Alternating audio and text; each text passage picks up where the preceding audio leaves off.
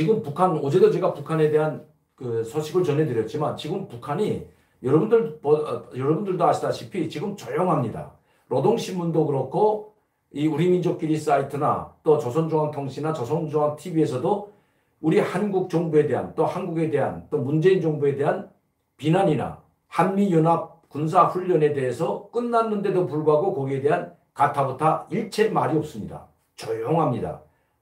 지난번에도 제가 한번 방송을 해드렸지만 조용한 것이 더 이상하다고 지금 북한은 폭풍, 우리 한반도 전체가 폭풍 전야와 같은 그런 상황으로 빠져들고 있는 듯한 느낌마저 든다는 것입니다. 지금 우리 한반도 정세를 한번 보게 되면 한미연합 군사훈련은 끝났지만 지금 영국에서 퀸 엘리자베스라는 최신의 핵항공모함이 들어와서 우리 해군과 함께 훈련을 하고 있습니다. 물론 이 핵항공모함 영국 군함이 들어올 때 북한이 약 한 달 전에 이 들어오는 데 대해서는 강력 비난했지만 지금 퀸 엘리자베스 항공모함과 함께 우리 해군이 동해바다에서 군사훈련을 하고 있는데도 불구하고 일체 발언을 하지 않고 비판도 하지 않고 아예 무관심으로 대응하고 있습니다. 북한은 왜 그럴까요? 북한이 김정은은 지금 무엇을 노리고 있을까요? 김정은은 어떤 선택을 할까요? 왜냐하면 무엇이든 선택은 김정은의 몫이지만 이제 선택을 해야 될 시점이 왔다는 것입니다. 왜냐하면 김여정, 자기 친동생인 김여정을 내세워서 맹비난을, 그것도 한 번이 아닌 두 번에 걸쳐서 맹비난을 했고 그 결과에 대한 모든 책임을 한국과 미국이 지게 될 것이라고 했습니다. 그리고 이제 더 이상 참지 않겠다고 협박을 퍼부었습니다. 그리고 나서 바로 8월 11일 김용철 당 부장, 정치국 의원이 또 나서서 안보 위기가 시시각각 느끼게 될 것이라고 맹비난했습니다.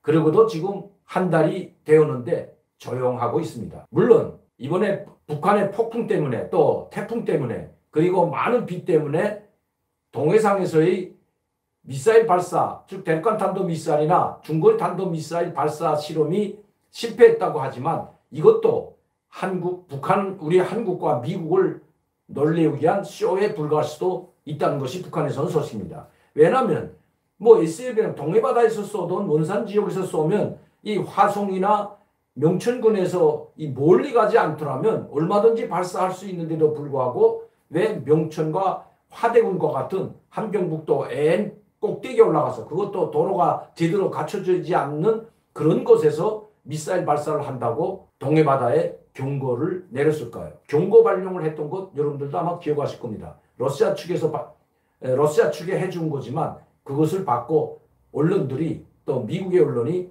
그것을 공개했던 것이죠. 즉 동해바다 상에 있는 모든 배들의 경고 발령을 북한이 내렸던 것.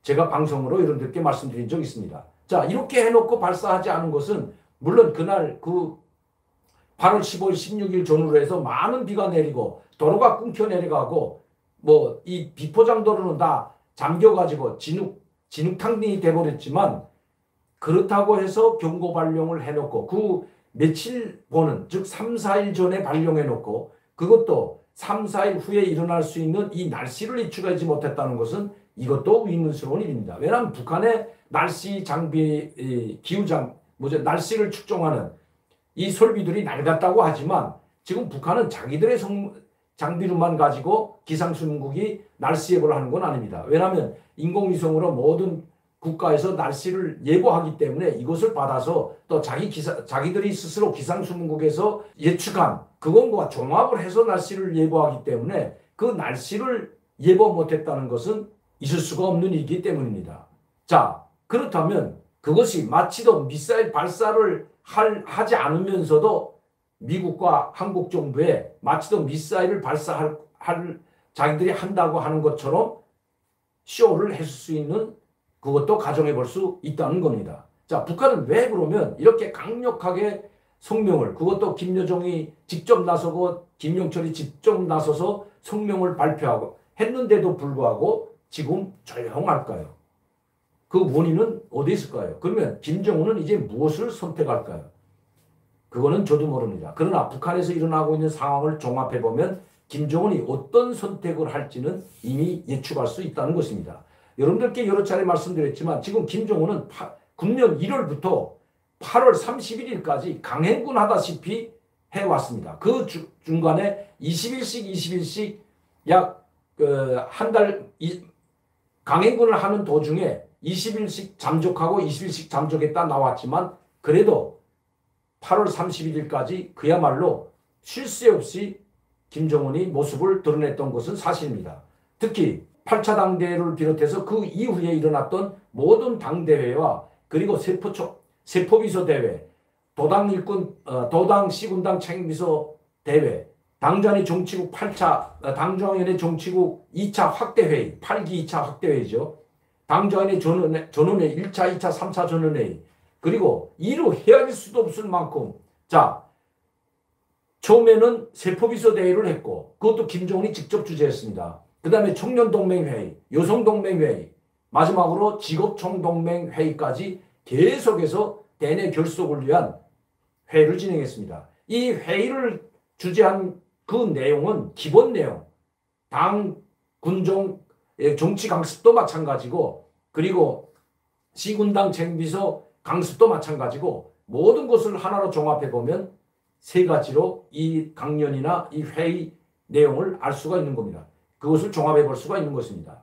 1월부터 8월 30일까지 있었던 이런 모든 대회마다 주 안점으로 놨던 것이 이민위천이라는 것입니다. 인민을 하늘처럼 떠받든다. 그만큼 지금 민심이 북한 정권으로부터 김정은으로부터 점점 멀어져 가고 있는 증거가 될 수가 있는 것입니다. 그리고 두 번째는 자력갱생 강고분투 혁명정신을 강조하고 있습니다. 항상 오늘도 어제도 매일과 같이 자력갱생, 자기 힘을 믿으면 흥하고 남을 믿으면 망한다는 이런 내용을 계속해서 노동신문에 싣고 있습니다. 오직 자력갱생만이 살 길이라는 것을 강조하고 있는 것이죠. 이민위천, 그리고 자력갱생, 또 하나는 일심단결입니다. 일심단결하여 김정은을 결사옹위 보위하자는 것이에요. 옹호 보위하자는 것이 바로 이 세 가지로 압축할 수가 있는데, 그렇다면 지금 북한은 왜 이렇게 대내 결속에 총골기하다시피 총력을 기르다시피 하고 있을까요? 여러분, 지금 북한은 잔치를 벌이는 상황이 전혀 아닙니다. 어제도 식량 위기에 대해서 말씀드렸지만 외국인들도 돈이 있어도 쌀을 살 수 없는 상황까지 간 북한입니다. 그런데 평양에 대규모 청년들을, 그것도 막 엄청나게 많은 인원을 청년들을 불러들이고 또 평양시에 있는 청년들을 다 모아가지고 경축 기념 대회를 했을 뿐만 아니라 청년절 경축하는 30돌 경축 대회와 불꽃놀이를 비롯한 축제 분위기로 몰아갔던 것입니다. 약 3일 동안 북한 평양시는 청년들의 축제 분위기였습니다. 왜 이렇게 북한은 청년들을, 어제도 말씀드린 청년들 2030 세대들을 김정은에게 결사옹위 그리고 총과 폭탄이 되라고 이렇게 선전을 하고 교육을 시키면서 세뇌시키면서 결속을 다지고 있을 거예요. 큰 그림을 그리고 있다는 것이 북한에서 온 소식입니다. 즉 김정은은 이런 엄청난 대회와 엄청난 강습회의, 엄청난 사람들, 인민군 장교들을 비롯한 인민군 군관들을 비롯한 이런 사람들을 모두 평양에 불려 올려다가 일심단결을 강조하고 있고 김정은에 대한 결사옹위를 요구하고 있는 것입니다. 뭔가 큰 그림을 그리고 있다는 것입니다. 그리고 한미연합 군사훈련에 대해서는 지금 일체 노동신문이나 우리민족끼리 사이트에도 나오지 않습니다. 그리고 대남 사이트에도 나오지 않습니다. 대남 사이트에 올라와 있는 이 한미 군사훈련에 대한 맹비난은 한국 내외에 있는 진보단체, 시민단체들이 지금 강렬하게 한미연합 군사훈련을 반대할 뿐만 아니라 미군 철거를 주장하고 있다고 매일과 같이 싣고 있지만 실제 노동신문이나 조선중앙통신이나 조선중앙TV에는 일체 한미연합 군사훈련에 대해서는 입도 뻥끗하지 않고 있는 것입니다. 큰 소리 칠 때는 무서울 게 없습니다. 그러나 이렇게 큰 소리 치지 않고 잠잠할 때가 더 어떤 큰 음모를 꾸미고 있다고 볼 수가 있다는 것입니다. 요란하게 짖는 개는 무섭지 않다고 북한에서도 이야기했죠. 아침에 요란하게 짖는 개는 오히려 무섭지 않다. 이건 김여정이 담화문에 나왔던 이야기입니다. 우리 청와대를 비난하면서 문재인 대통령을 비난하면서 그때 그 아침에 짖는 요란하게 짖는 개는 무섭지 않다는 식으로 그 청와대에서 한미 이 동맹과 관련해서 그리고 미사일 발사를 한 데 대해서 청와대에서 유감을 표명하니까 이런 말을 내놨던 거죠. 그것을 욕으로 북한에게 돌려준다면 지금 북한이 요란하게 김여정이나 김용철이 나와서 또 들고 이 개성공단을 폭파시키고 할 때는 사실 두려운 것이 없습니다.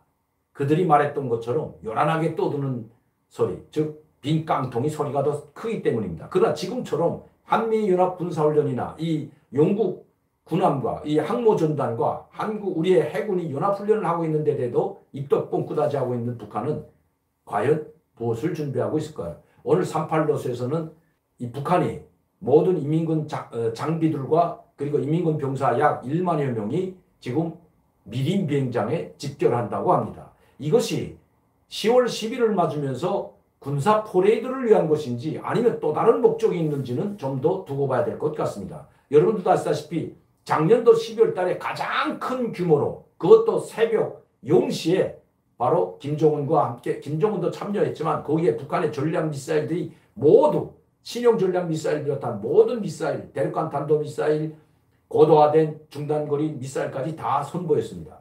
그리고 또 8차 당대가 끝난 1월, 금년 1월에는 1월 중순이죠. 1월 중순에는 또 한 번 그렇게 대규모로 열병식과 함께 군사훈련은 퍼레이드는 하지 않았지만 최신의 장비를 미사일 장비들이 또다시 나가는 이 두 번의 군사 퍼레이드가 있었습니다. 그렇다면 이번에 또 10월 10일 이번 10월 10일은 꽃꽂이는 해가 아닙니다. 뭐 50주년이든지 55주년이든지 70주년 이런 해가 되는 것이 아니고 76주년이 되는 해이기 때문에 꽃꽂이는 해가 아닌데도 불구하고 군사 퍼레이드를 준비하고 있다면 아마 김정은의 선택은 이제 10월 10일 기점으로 뭔가 나타날 것 같습니다.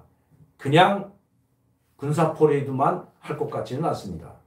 모든 지금 우리 많은 전문가들이 예상하는 것은 서해 5도에 있는 섬을 공격한다든지 무인도죠.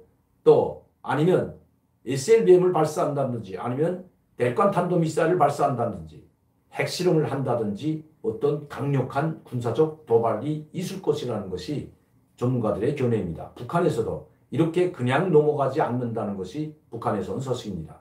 김정은의 선택, 과연 핵실험일까요? 아니면 SLBM 발사일까요?